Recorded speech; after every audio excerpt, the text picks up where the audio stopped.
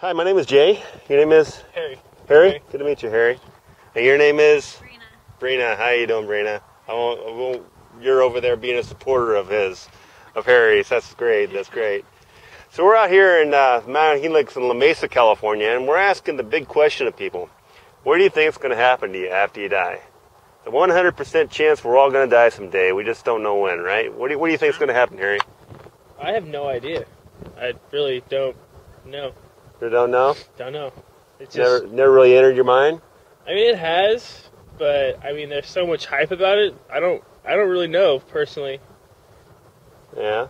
So you just think if you die, you just kind of, that's it? No, I don't really think anything. Like, I try not to think about death. I just try to live my life, one day at a time. So, yeah. Because once it's over, it's over. Yeah, it's over. So. Yeah. Well, it's this life is, a lot of people have opinions about it. And my wife and I, just so you know, I won't go any further than to tell you we're Christian. Right. Okay. We believe in a heaven and a hell. Okay. And we've believed that for many years. And we had something occur to us on November 6, 2007 that really even reinforced that more for us. Right after the October wildfires in San Diego, remember that? Mm-hmm. Big, huge wildfires. Yeah. We had an 18-year-old son who we lived in Hamul at the time, was attending Mesa College at the time, and he was a cross-country runner. He'd been running since he was 8 years old. And he was running late for a cross-country running class. He just started driving an Acura Integra. He was used to driving a four-cylinder Jeep. Oh. And he was running late to a class and dressed in his cross-country running clothes, and he hit it, went about 90 miles an hour, and he lost his life in a car accident. And he lost his life in the backyard of that house. See that cross there? Mm-hmm. I don't know if you've ever seen it on the 94 West Freeway. There's an In-N-Out Burger over here on this side of the freeway. Yeah, I know where that's at, yeah. See those skid marks? That's his skid marks. And they're lined up dead center on that cross. He lost his life in the middle of a day. It was on a clear day, just like this. And he was driving a car for 1 week, and it just suddenly, the car failed. Something failed in his car. It was a used car. And went across traffic and hit a pepper tree that was standing there. Split his car in half. He had a seatbelt on, ripped him out of his seatbelt, and he landed on his back in the backyard looking up at the cross. Parts of his car were scattered around the cross and the roof, and you can actually go up to our website and watch the video, the news footage. You can see everything that I'm talking about. And so that happened, and that was did I think he accepted Jesus Christ in life before he passed away? Yeah, I do, but only God knows that. I mean, because like I said, I believe in the heaven and hell. I believe there really is a God to all this.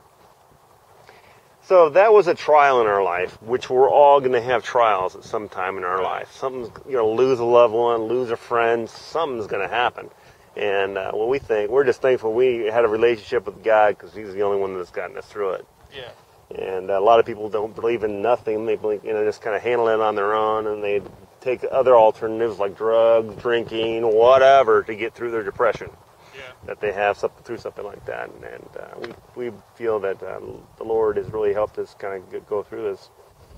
So we had that happen, and then me and my wife we're foster youth mentors. Also, we've been foster youth mentors for about 6 years, and I don't know if you know what foster youth mentors do, but we take kids from the county, and we'll take them out to the desert, camping, teach them how to ride bikes, quads, that kind of thing. We've been doing that for about 6 years, like I said. And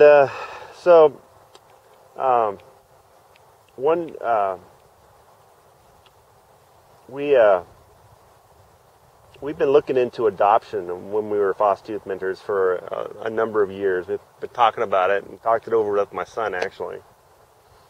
So when he passed, we talked to someone at her church about adoption to see if she knew anything about it. And she was in a rush. And she took my wife's cell phone number and said she'll get back to us. She didn't have time to tell us right then all the little details of what to do. So she ended up going we didn't really know her that well. She ended up going on a mission trip to Jamaica We didn't hear from her for months after we thought, oh, I guess maybe she forgot. So one day, the last place we saw my son alive was the Olive Garden restaurant here in Gross Mountain Center. We had dinner with them, and then my wife went to a convention, and we said goodbye. Well, we decided one night, months after his accident, to go back to the restaurant and have dinner, last place we left him, and kind of reminisce. And, you know, there's a lot of good things about my son that we were just kind of reflecting on. So we had dinner, and we went out to the parking lot, and right about exactly where we left my son for the last time, my wife's cell phone rings, and it's the lady calling about the adoption that we hadn't heard from for months. Wow. She calls and tells us about, hey, this is what you need to do for the adoption. This is the website. This is the details. So we go, whoa, I guess we need to start looking into this whole adoption thing.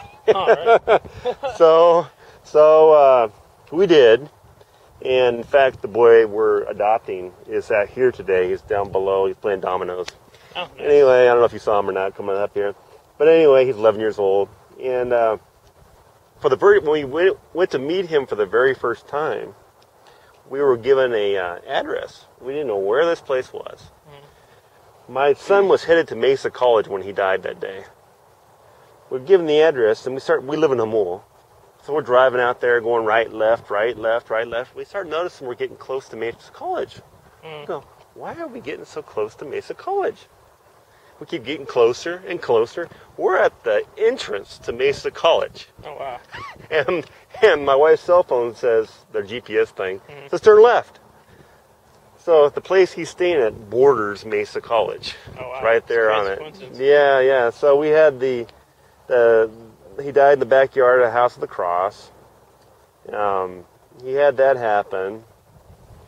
His best friend was a cross-country runner. He still went to Steel Canyon High School. He was still a senior at Steel Canyon, and he was a runner also. His team, after his funeral, wore headbands on their head and said R.I.P. Devin the day he was born, the day he passed. And they ran the cross-country championships with those headbands on. Nice. They ended up winning the race, and then his best friend won the entire race. Oh, wow, and nice. Then he actually went on from there, took fourth in the state, and he got a scholarship at Chico State University. Wow.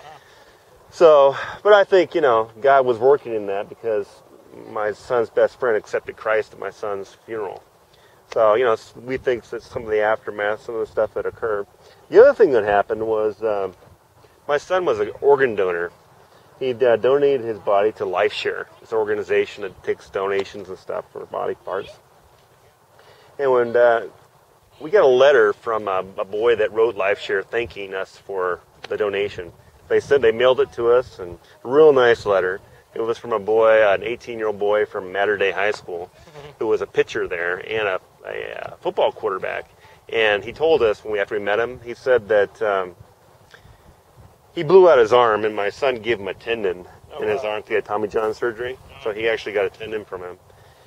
And he said that he's almost a better football player, and had he not blown his arm out, he probably would have been the starting quarterback for USC. Oh, wow. Because he was headed for there. Yeah. So that was kind of one of those things. So anyway, he left his phone number in the bottom of this letter that's thanking us. And my wife called the phone number and he got his voicemail. Mm-hmm. So my wife left him a voicemail, and we didn't hear anything from him for months.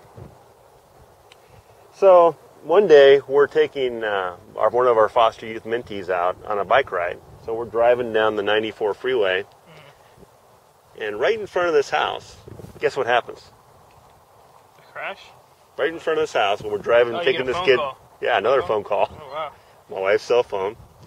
And it's the boy that got the donation, the tendon, calling us for the very first time months after he wrote us a letter. Wow.